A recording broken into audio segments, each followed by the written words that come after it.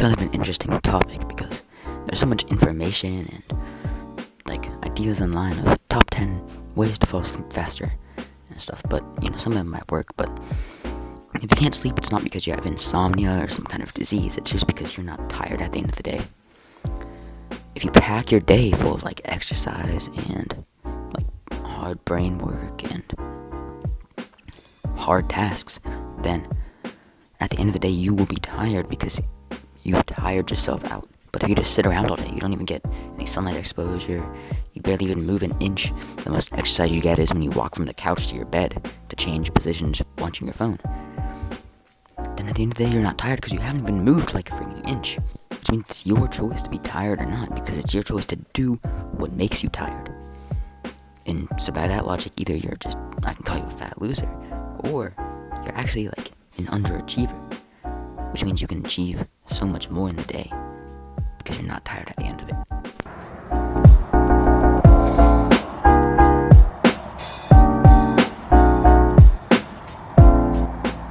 Imagine you wake up with EP or energy points, and you have to use all of them to fall asleep.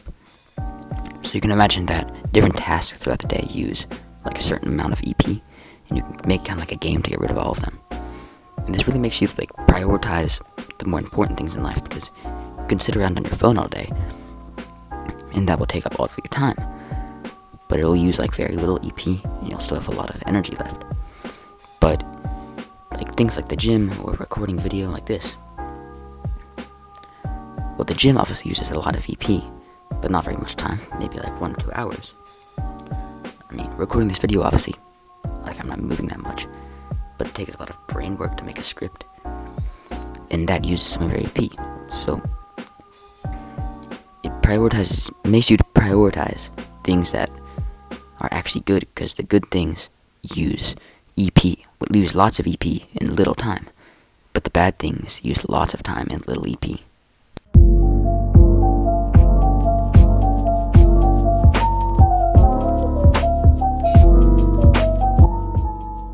Once you get to sleep, it's all about optimizing your sleep so that you can maximize the amount of EP you wake up with. And you can go and watch hours of Hugh Herman podcasts on sleep, or you can just take some simple advice right now.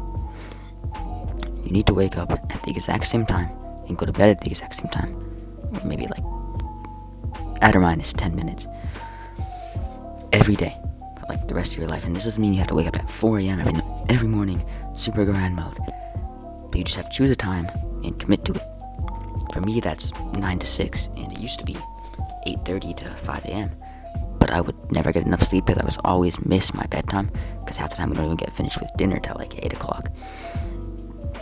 But for you, that might be 10 to 7. You just have to choose a range that you can always hit every day. Give or take 10 minutes, maybe you have to wake up. For me, I have morning practice on Tuesdays, and I have to wake up early for that. You want to make sure that you pretty much always have the same every day. And weekends really don't freaking exist, bro. If you think back to cavemen, there was no weekends. They woke up at the same time every day. The sun rose and they woke up at the same time. There was no weekends. They didn't sleep in on the weekends. No. It's not natural for a human to do that, to change their sleep cycle every week. And the best thing you can do for yourself is to set in stone your sleep schedule. And if you have to go to bed later, wake up at the same time. If you have to wake up early, just try and keep it as the same as you can.